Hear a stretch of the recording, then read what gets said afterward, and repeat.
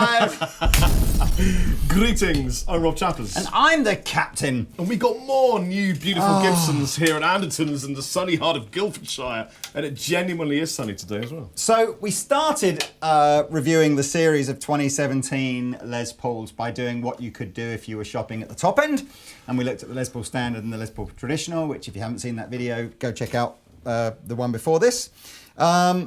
And then I thought what we'd do is jump right to the bottom end. So like, what can you get if you're at the affordable end of this? An awful lot. That's what you can get. So we've got two guitars to show you here. The Les Paul Faded, which is this one, and the Les Paul Tribute, which is this one. And we've got a... This is just a tribute. It's a tribute to my heart. So let's start with the Faded, Rob. If you want to grab the Brune one. Okay, wait a minute. Let me put this beautiful BD1 on pause.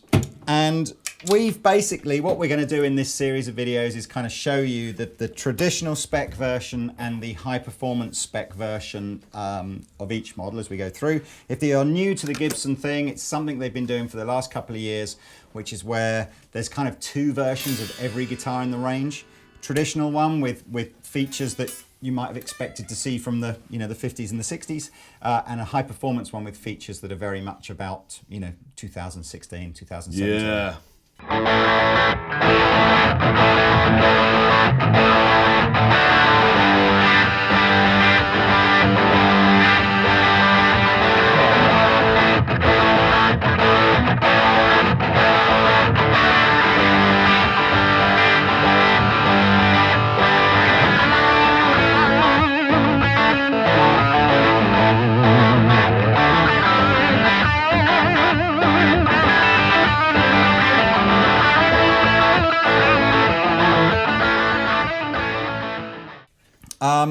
So let's get the good news out the way first. This is a full-fat American made Les Paul with a mahogany body and a maple cap and American goodness, and it's £699, including this good quality gig bag. All right, so that's crazy money, $699.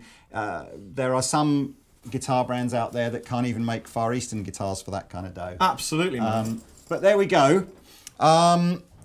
There's not a lot to really tell you about the traditional version that's going to make you go, oh, that's new and innovative, isn't it? Because that's kind of not the point. The point is it holds tradition. It's a classic Les Paul, as you know. So 490T and 490T, 490R pickups on there, which again have been on plenty of American Gibsons over the years. It's obviously stripped back, so you can see they haven't even really used any filler on the back. It's not lacquered, so it's got a sort of a slightly rough open feel. Lacquered top though, so you do get a nice shiny top. Rosewood board. It's all just, it's stripped down. It's like there's nothing non-essential. That's kind of the charm of this guitar, isn't it, really? I mean, it's a stripped-backed workhorse. Yeah. If you don't own a Les Paul, but you've always kind of wanted to, but you've got a bit of a budget, that's probably an absolute shout. And the opening jam that we had there, what I really, really wanted to do was like completely smash it like on the rhythm side. And I kind of think with a guitar like that, it wants you to play it like that because you're not sort of going, oh no, I've got a little chip in it and it's break my heart. It's like, it's that kind of guitar. Yeah. I'll tell you a little story, really short. Go on then. I have owned some very, very expensive guitars. I'm lucky enough to do that. And I often had this problem with sort of thinking I shouldn't take them on tour, I shouldn't gig them, I don't want to scratch them. And then I realised one day that's the whole point of owning a guitar is to play it live. And so I intentionally, and someone's going to hate me for doing this, but I dinged the back of one of my very expensive guitars so I go, okay, done it. It's not perfect. I'm never going to sell it. Yeah. And now I'm going to take it out and tour it, and I tore it. Yeah. I mean, that's always been a dilemma, isn't it? Because when you get up into Gibson Custom Shop and top end PRS and Fender Custom Shop and all the other wonderful brands that there are out there made by very, very experienced luthiers, they become so expensive that I think people see them more as works of art than they do see them as guitars. Well, and a lot of people just collect them and put them in lockers, and that's fine. If that's your bag and you want to make money by, they improve value, that's great. But if you want to play them, take them out, get them scratched up. Kind of feels to me like if you've got a guitar made by one of the best luthiers in the world, you really ought to be want to play it. Although I don't know. I mean, people probably buy. You think about people buy £1 million cars, don't they? And then only drive them like twice a year because they can't get insurance to drive them anymore. And you sort of go, anyway, look, whatever. We digress.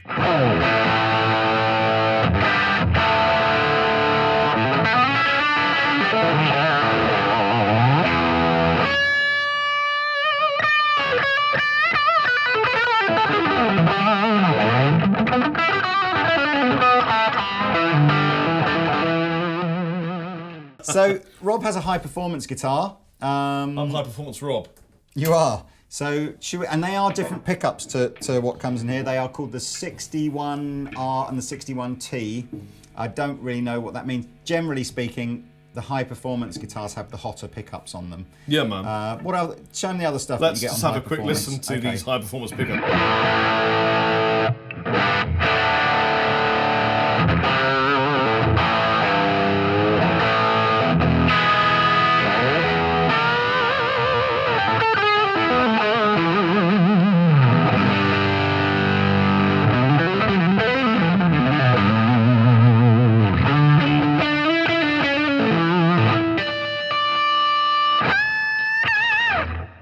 Let's back them off and see how they bark with a little bit. I'm out of tune. Quick, let's tune my guitar.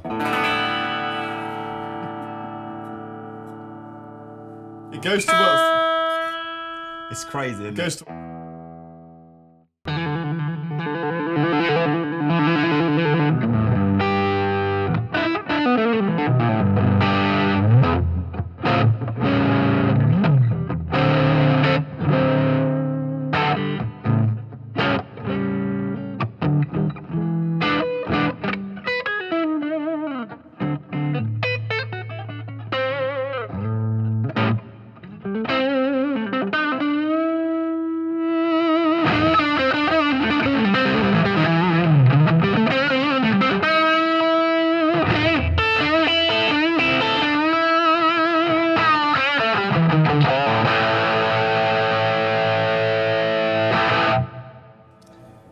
Great. Sounds and it's brilliant. not even a really expensive amplifier, unlike mine, which is really expensive. Yeah. So, tonally speaking, I'll do a quick similar thing. It helps if I turn it on, apparently.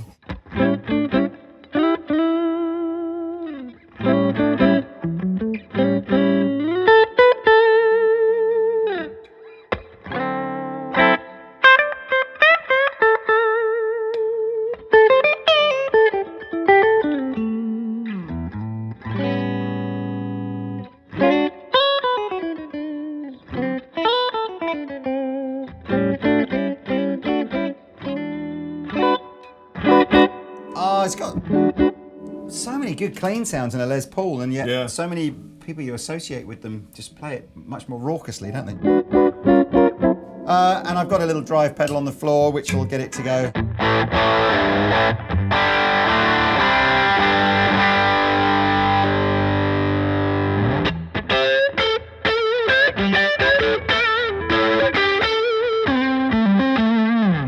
Whatever, man, all day long. That's a great drive pedal. It's a great drive pedal. And it's only £60. I know, that's the Noble's ODR1, which I use a lot.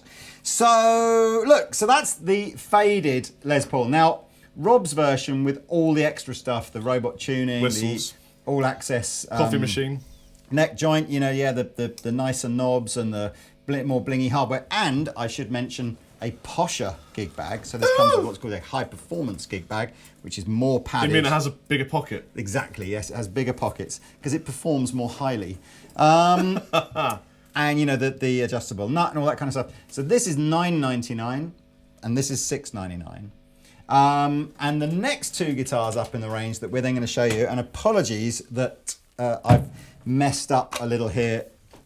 I thought I'd ask for two different coloured versions of this, but we've got the same colours. Oh, I should say, actually, yes, the Les Paul Faded, by the way, only comes in those two colours that we just had there, so the worn cherry and the worn brown. The Les Paul Tribute, which is the next one up, which are these guitars come in this really attractive honeyburst, which I'm a big fan of. They're stunning. But the daddy colour, well, I say the daddy colour in my opinion, it's a wonderful colour, is the gold top. They do this in a gold top, which looks absolutely fabulous. Now these are completely satin finish. So you're probably beginning to work out there's a bit of a theme here in that the differences between traditional and high performance are pretty much the same as you go up through the range. Yeah. Give or take, maybe pickups. So these, again, same pickups on here as were on these. It's the 490T and the 490R. Rob's has different pickups though, so he's on the classic 57s now. Let's give you some tones on this. Sounds great again. Sounds better turned off.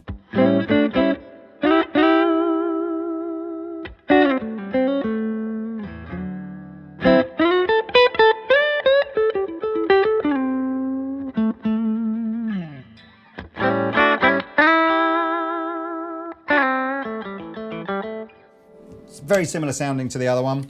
It is now weight relieved, so it's a little bit lighter, but it's still the same kind of maple and mahogany sandwich. Yeah, not much out. Again, it's really just like I guess the difference between this one and this one, it feels a little bit more refined. Obviously the colours, in my opinion, are a bit nicer. I much prefer them to look this way. Yeah. For me, it looks like something that I'd want to take on the road. It's just got that, I don't know, I think it's the lack of glossy, shiny, over the top kind of vibe. They're £100 dearer, basically, than these. So $7.99 for the traditional version and $1,099 for the... Obviously, I can remove this plate, but Lee's... Okay, you can remove that too. Oh, there's a screw. There is a screw. Yeah, I'd have to take it off the conventional way. I can't just clip it on and off like yours. I can clip mine on and off too. So let's go through some tones on your guitar and then we'll just jam out.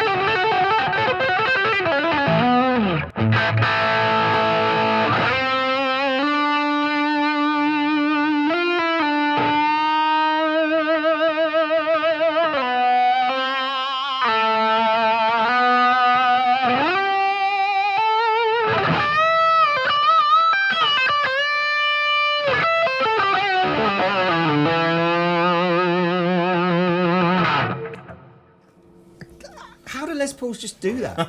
How is it that you can get like 50 copies of a Les Paul that don't quite do that, and then a Les Paul does do that? I've never really understood that. I think it's to do with the scale length and the pickups, and the body and the guitar and the amp, and then and somewhere down the fingers. Yeah, it sounds great. Yeah, man. I just love it. I've got to say, this is a great rig, wicked rig. Yeah.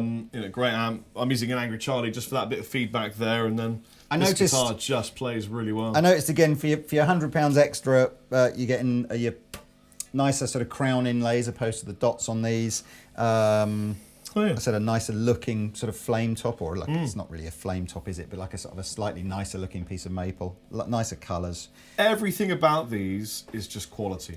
Yeah, well, it's value, I think. Yeah. I think quality is probably. I think you have to accept that America is the most expensive place in the world to build guitars. So inevitably, if you were to compare the build quality of a £800 American guitar with, say, an £800 Far Eastern guitar, there'll be more labour time spent on the Far Eastern one. And so, if you looked at those PRS SE guitars that we played this morning, which are the same sort of money as these, they've got the attention to detail and the finishing is better. That's a really good shout. I hadn't even considered that. But what would you do? Would you go PRS or would you go this?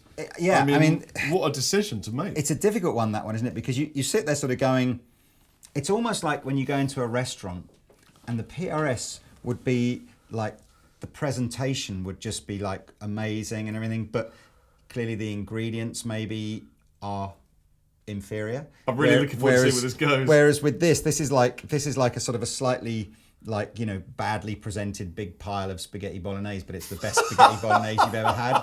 You know, it's right. A rustic, authentic Italian.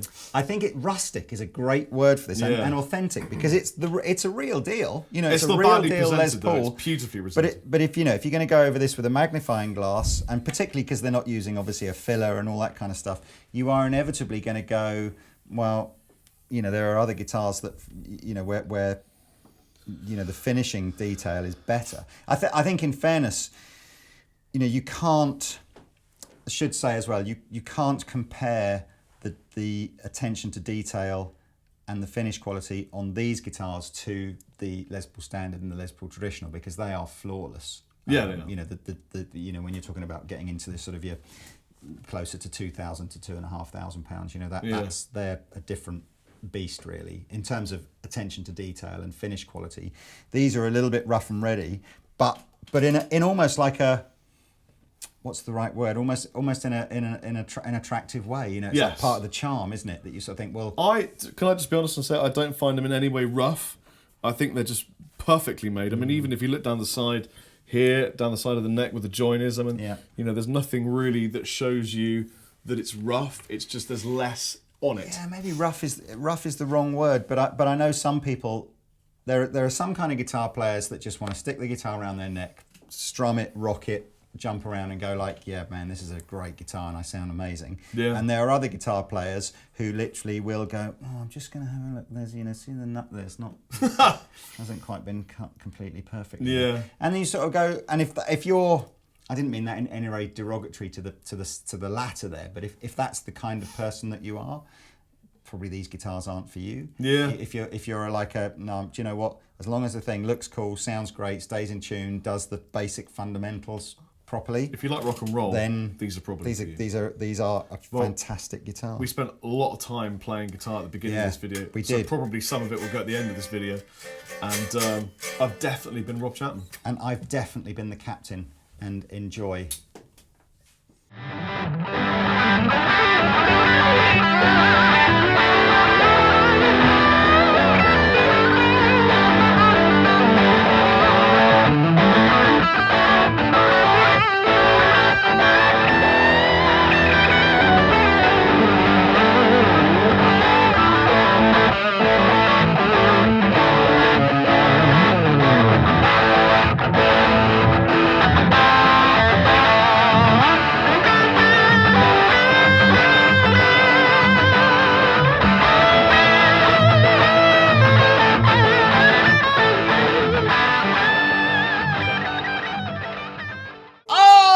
Yeah.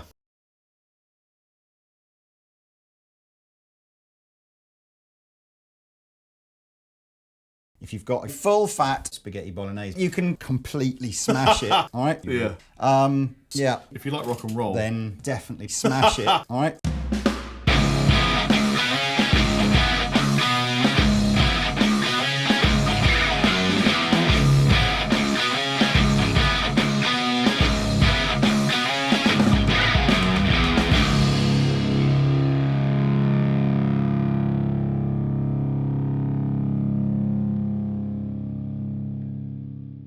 This is Rory from the UK. Tell me about Rory. So he edits videos. Rory's awesome.